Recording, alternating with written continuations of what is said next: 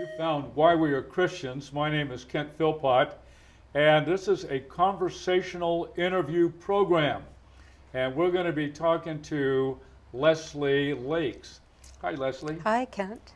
Okay, All now, right. here you are. I am. Are you scared? Not at all. What? Okay. Not at all. All right, good. I'm glad to know that. Uh-huh. Okay, we want to find out who you are a little bit. Tell us about, where were you born? I was born in Summit, New Jersey, 1953, March 24, 1953. Well, you don't mind telling your year? No, I don't. Okay. All right, well, tell me about your parents. Where were Well, they from? What's going on? let's see, my dad, he was born, his name is Howard. He's deceased. Both my parents are deceased. But my father's name was Howard Coven. And Coven was changed from Cohen, which was changed from Chauvin, because his parents had immigrated through Ellis Island from Austria. So they were Austrian Jews that came here. And he was born in Newark, New Jersey. And my mom was born in Brooklyn, New York. And she comes from a family, Jewish family. They had immigrated from Kiev, Russia, Ukraine. Ukraine. Okay. Mm-hmm. And her name was Rita Berger.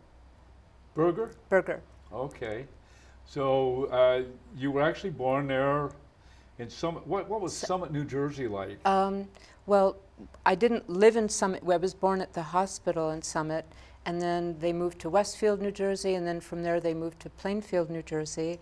And I remember a little bit growing up there up until about the age of 5. Okay, my dad, about my dad, neither of them were religious Jews. They were more, secular type Jews. Mm-hmm. And my dad, he was self-professed agnostic. He believed, when I asked him about Jesus, he said, oh no, he was just a good man, a rabbi, a teacher. My mom didn't have a whole lot to say. That was not so much her upbringing. I remember when I was about 2 years old, and I, because kids are curious, and they hear things, and I asked my father, Daddy, who's God? And he didn't want to talk about it. As a little kid, you're asking that? Yeah, I just asked him. And because he didn't want to talk about it, I assumed that God was not such a good thing, because he didn't want to talk about it. Okay. So that was the beginning of, Now, the thing is that we did celebrate both the Jewish holidays and the Christian holidays like Christmas and Hanukkah, but it was more, for festivity. It was more because it was a holiday. It was not religious. We didn't go to church. We didn't go to synagogue. We didn't go to, we were not involved that way. Okay. Where'd you go to high school? I went to high school in Watertown, Connecticut, because at that time, there's a lot of history that went on prior to my going to school in Connecticut, because we had moved from New Jersey with my little brother to Watertown, Connecticut. My parents then got separated and divorced. My mom, who was a How old were you when they divorced? 6. 6. 6. Okay. And it was hard. It was very traumatic, for my brother. He was a little baby. So my mom, being a fashion designer and artist and very bohemian, my dad was a metallurgical engineer, very conservative, intellectual. They were very different, my parents. But my mom wanted to live in Greenwich Village, New York. So Greenwich Village. So that's where I grew up, Greenwich Village. And I have really fond memories of the village. Well, yeah. What was it like? The village? Oh, it was very different than it is today. I mean, it was neighborhood. And you could go out, it was safe, not like today where parents are always watching their kids. I mean, we would go out and play till all hours, in the night, and we would just take off and just come home and have something to eat and then go take off again, play handball and go to Washington Square Park and just hang out. Yeah. Okay. Yeah. Oh, when we weren't in school. When you weren't in school? Yeah. Okay. But you asked about my high school.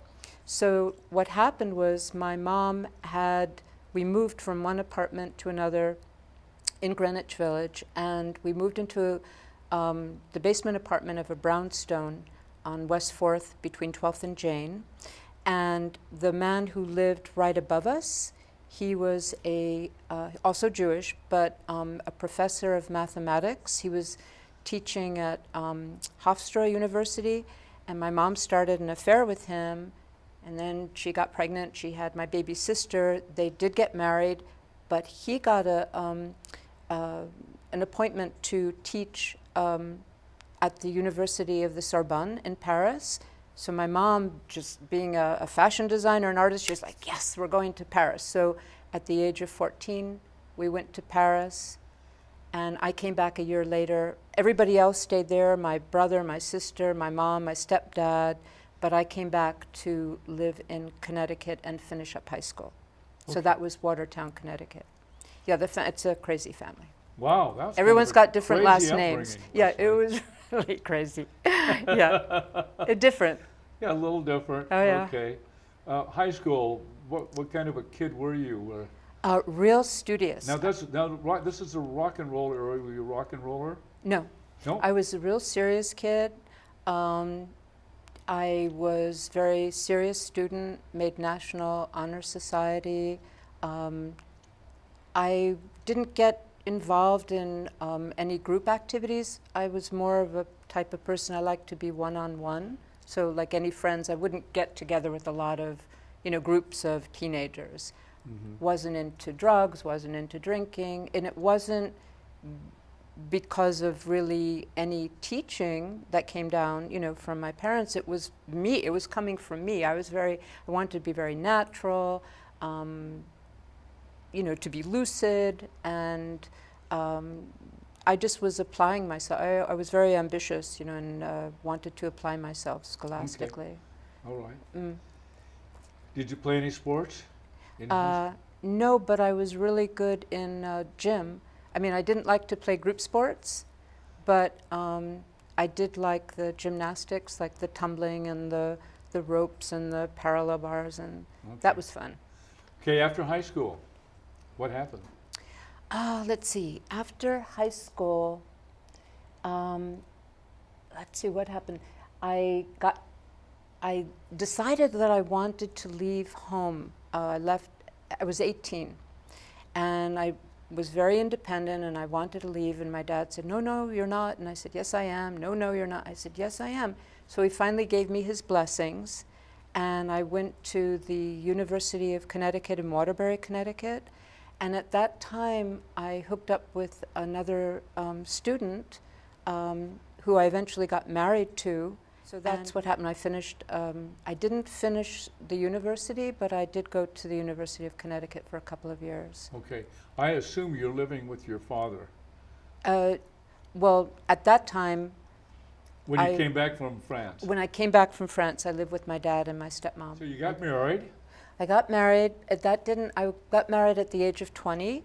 I really didn't want to get married at that time. I just felt I was, too young. And again, it was not for the right reasons to get married. And I knew that. My father knew that too, but he, let us go off and do that. And a year and a half later, we did separate and file for divorce, but it was amicable. We moved from Connecticut to New Jersey, and I lived in New Jersey for a long, long time. And I, found work. I lived by myself. I was, independent for a long time. What kind of work did you do, Leslie? I did so many different things. I worked for an architect. I did a lot of bookkeeping. Worked for an architect doing bookkeeping. I was a caterer. I worked with animals. I worked for the Morristown Seeing Eye. I worked there for a year in their kennels, so I would float between the breeding, boarding, and whelping kennels and take care of all the dogs. I worked as a horseback riding instructor for little kids. I was all over the place. I just liked to do different things. So I know you're a Christian. Now, how did that start? Well, because my background is such, where my mom, even though my dad was agnostic, and he just believed that Jesus was, a good man, a teacher, my mom, she considered herself spiritual, but that was in the realm of the occult. So my mom was really deeply involved at the time in tarot cards, astrology, psychic reading, palm reading, you know, all that. And I remember there are different distinct times growing up that it just started to find this path, but it took different turns and curves. And what happened was, the first time was when I had asked my dad, you know, who's God? And he dismissed it. The next time, I remember when I was really young, before I turned 5, I used to hang out with this family and little kids. They were Catholic. And I remember every night, you know, when I would stay with them, they would pray and they had the rosary beads. And I thought, that's very odd. I found it interesting, but I found it odd. And then I remember always seeing billboard signs when I was young saying, Jesus, I am the life, the truth, and the way. And I thought, what is that about? You know, but I dismissed it again, you know, not having any encouragement or teaching. When I was 6, I was sent away to an overnight camp for a month. And I remember hearing, not audibly, but like in my spirit somehow, this voice that just told me that you're special. And I kept thinking, special? In what way am I special? And it just said, you're different, you're special.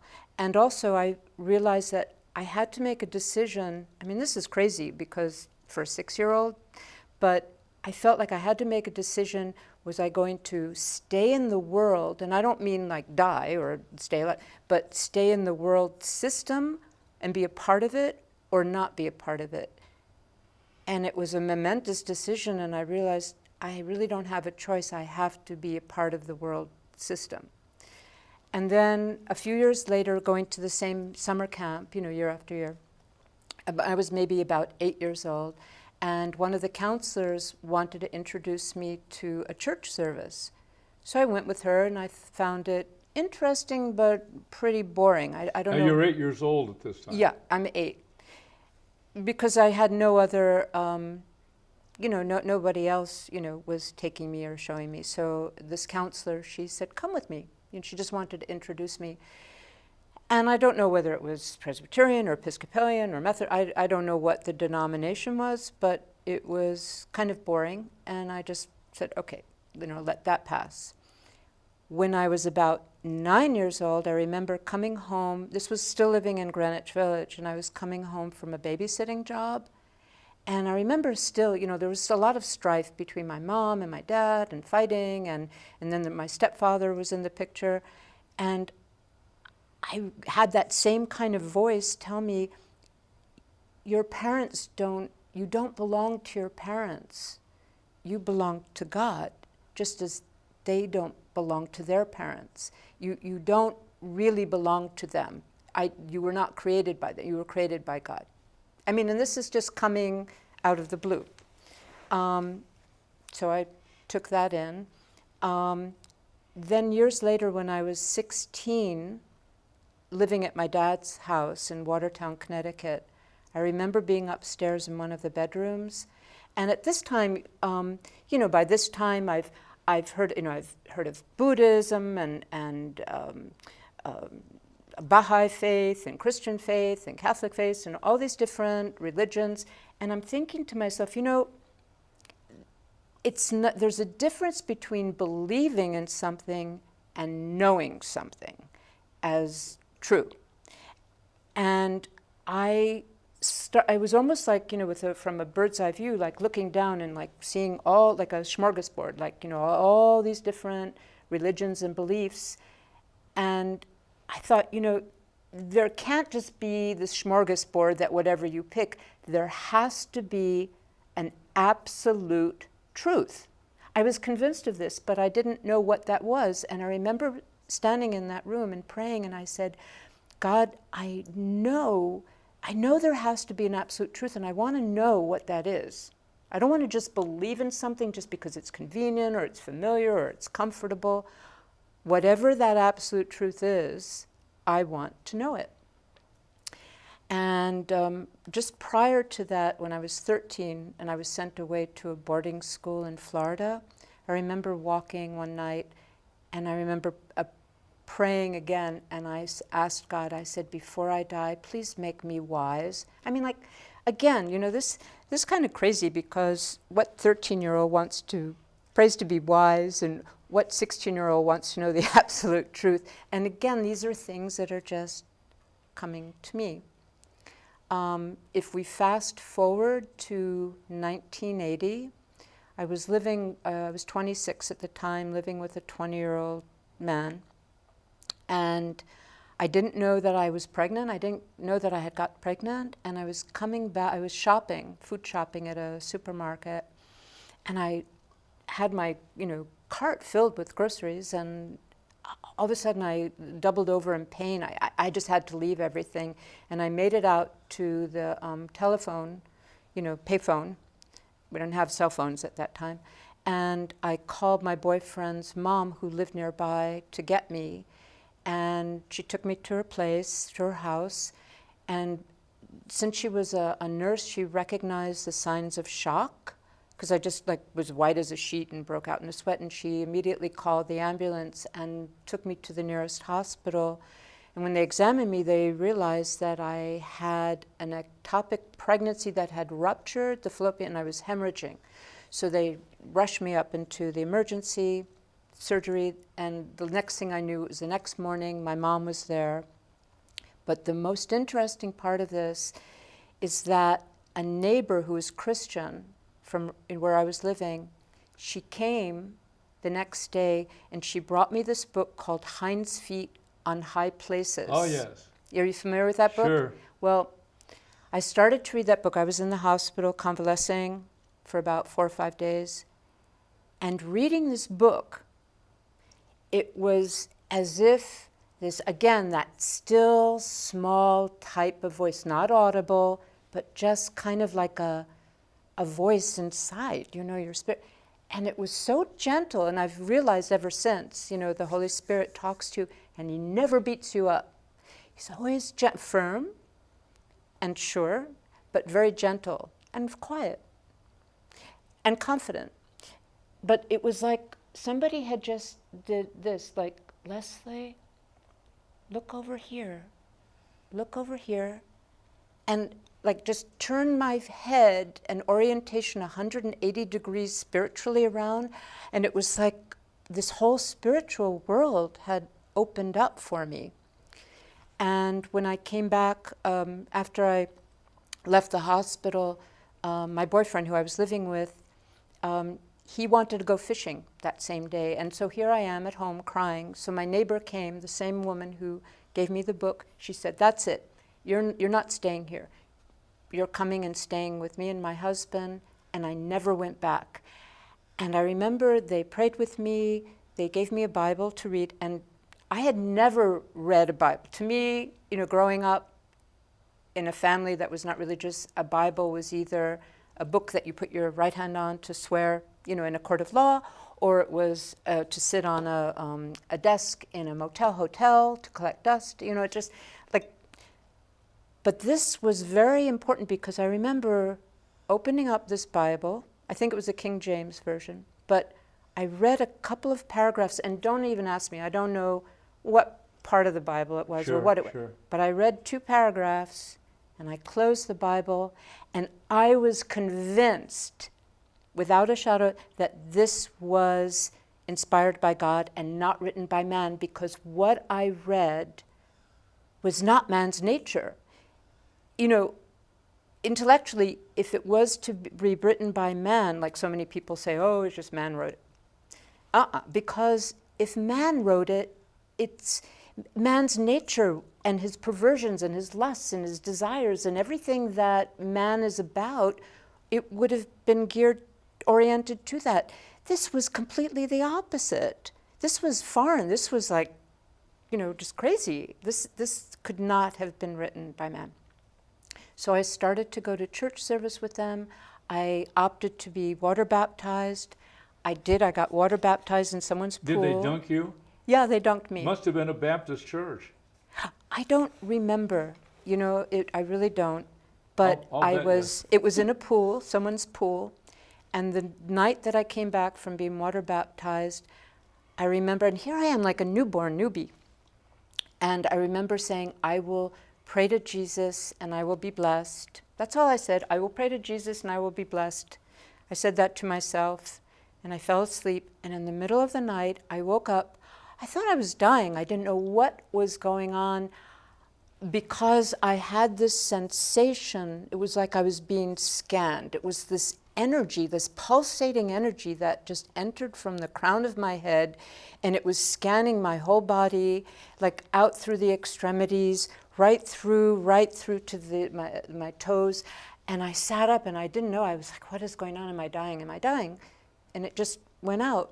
And then I fell back asleep, and I recounted that to my friend, and she said, you were baptized in the Holy Spirit. So I accepted that, and but since I've Sounds like an Assembly of God church now. I don't know, but you know what? It wasn't something that anybody told me or I anticipated. It just happened. Yeah. But that was the beginning, and then I remember at that time my mom was in New York City and she was going back to Paris, France. And before she went back, because I was supposed to spend some time with her, I told her that I conformed, like I was Christian, and I showed her the Bible. My mother went into a rage, a vicious rage, and it scared me, but I later realized that it wasn't her going into a rage. It was Satan going into a rage. He didn't want me to be Christian, and so my mom was, used. But she was in a rage because to her, anything to do with Christian or Jesus or the church, being Jewish, even though they weren't religiously Jewish, she associated that with, annihilation of Jewish people or the Holocaust or, Puritanism and things that she just was against. So was her concern, and she was very upset with me. So what happened, because that was so, oh my gosh, her rage, against it, it's kind of like, when you sweep something, it's there, you sweep it under the carpet.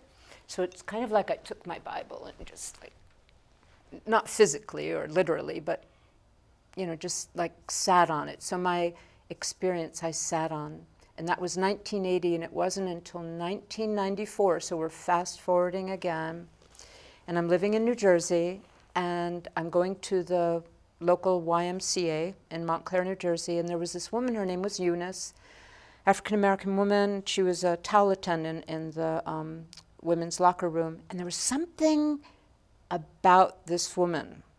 I couldn't put my finger on it, but there was something different about her. And then I would notice that she would read her Bible when she wasn't, handing out towels or helping people with their lockers. And I mentioned, you've got a Bible. I was just talking with her, and she said, would you like to come to my church one day? And I was just being polite and placating her, and I said, sure. But I had no intention, of going. But again, that little voice tapped me on the shoulder and said, go. And I brushed it off and again, go. And the third time I approached her and I said, okay, I'm coming. So I went. Leslie, we got 5 minutes. Oh, okay. I could go on and on and on. I knew this was going to happen to us. Oh, my goodness. So are you saying that your actual conversion followed shortly then? No, I had converted when I was 26. That was following the surgery that I had for the ectopic. But I didn't move forward with it. I kind of, like I said, put it under. But it was back in 1994, and then she invited me to her church. I went. That was 1995. I went. It was a Baptist church in Montclair, New Jersey. After going twice, I recommitted myself to the Lord, got water baptized again because I wanted it to be formal and known. And then I ended up going to a Pentecostal church in Newark, New Jersey. I was the only Caucasian, the only white woman. And the pastor called me his little vanilla baby, affectionately. But and so that's the background. I mean, there's so much more, but I mean, this is not, I wasn't born Christian. I had not wanted anything to do with it. Like in the past, had anybody approached me, I would have been like forget about it.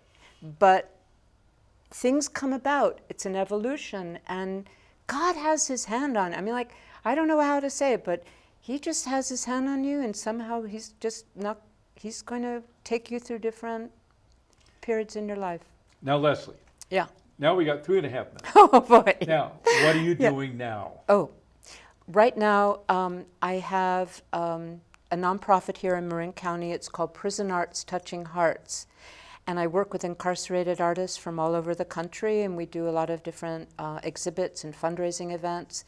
And the mission is to acknowledge incarcerated artists and to give them a platform so that they can give back to the community.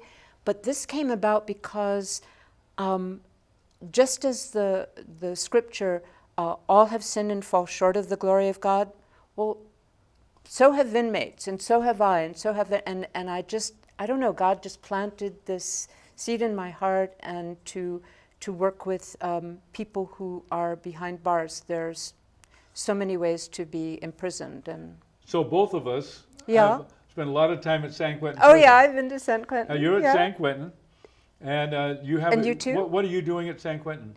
Well, at first when I was at San Quentin, I was volunteering for a different nonprofit. Twice a week I would go for a year and a half.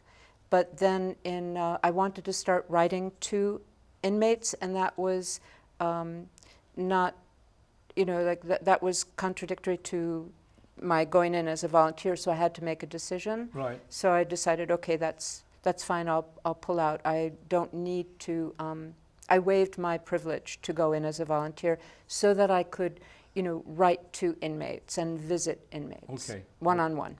Right. I know the rule. Yeah. Can't write to them if you're Yeah. visiting. Yeah, that's right. Yeah, I know. Well, we're all aware. Yeah. Yeah. But it's been phenomenal. Started this nonprofit in 2015. Okay. And yeah. All right. Well, very good. And you ended up marrying a friend of mine. Yes. Bill. Yes, and he's Bill Christian. Lakes. Yes, that's how And I you got live my across last the name. street from the church I pastor. I can't get you to come to church, Oh. but I keep trying. I keep trying, Leslie. So, and I know you're very much involved in art. Well, Leslie, it's been great talking to you. Oh, it's been wonderful. You just pushed forward and you got it all done. You got it all out. Yeah, I mean, there's so much more information. Oh, but- I know. Oh I my know. gosh. You could go on and on. But- Yeah, sat here for an hour. All right, we've reached the end of the program. So we're going to invite you to look for other editions of Why We Are Christians, the story of how people like Leslie and myself came to be followers of Jesus. So long.